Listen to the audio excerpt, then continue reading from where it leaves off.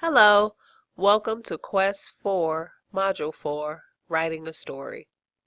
We're going to get started by reviewing the 3-act story plan.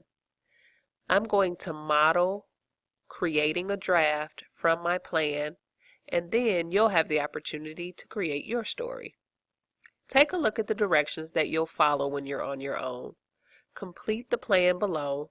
Use the information to create a draft.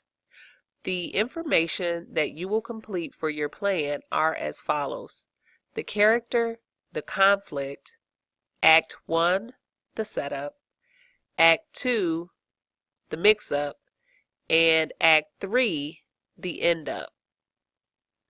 Let's take a look at what I've done with the information that I generated for my plan. Because a story should progress like a script or a movie, I could not just put the girl was sick in the bed. So what I had to do was create that scene or that act, the setup, that would lead us into the story. Act 1 is as follows. Aaliyah lay in her bed, oblivious to the constant beeps and blips. The doctor looked at her monitor. Her blood pressure decreased again. The heart rate was now irregular and only 42 beats per minute. The Muhammad family read the Quran silently, as they had been for the past 3 months, never seeming to move, eat, or sleep. Dr. Reynolds approached Aaliyah's parents to update them on her status. When he opened his mouth, the monitor screamed. Instantly, Dr. Reynolds' hands were taking Aaliyah's pulse, checking her breathing, and grabbing the cardiac board. After sliding it quickly under her, the doctor repositioned her head so he could begin CPR. Dr. Reynolds bellowed Aaliyah's mother's name. "Dahlia, call 911. Now again, because I had to create that scene, I needed to develop my ideas and also introduce the background that leads up to the situation where the girl is sick in bed. So, for you, Act 1, or the setup, is the exposition. That includes the introduction to the character, any background information your audience needs to know, and the beginning or the introduction to the conflict. Let's take a look at Act 2, the mix-up.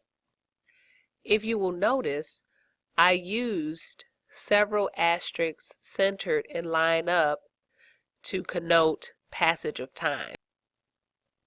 If there are lots of events that would make your story overly long, feel free to use asterisks to replace the information. Let's take a look at Act 2. This is the point of no return, or the turning point, where things change and they cannot go back to the way they were before. Moving about like robots, the Muhammads called their family and friends to invite them to the memorial. Since they had to bury Aaliyah within 24 hours, time was of the essence.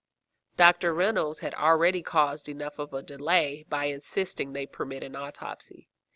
Even after an hour of refusal, he seemed not to understand the procedure would prolong the burial, allowing Aaliyah's body to decay, so it could not be permitted.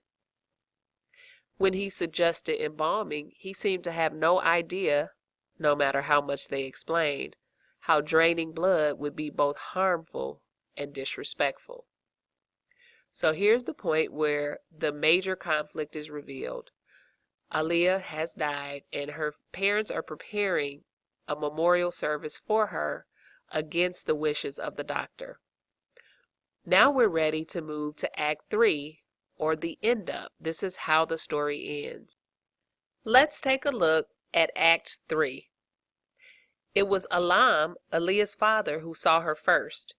He lifted up his head after finishing a prayer for strength. Without words or breath, Alam half stumbled, half stepped toward his daughter. Fear mixed with joy propelled him forward. As others opened their eyes, there were screams and gasps. Dahlia made it to Aaliyah first, only to hear her daughter say, "Where?" before darkness shaded her eyes and her body became too heavy to hold upright. She fainted with the vision of her daughter sitting upright in her coffin, burned into her brain. Now, as you can see, the last act is the way the story ends. You are ready to plan and draft your piece. Remember that you can always go back and add additional details and information as you see fit.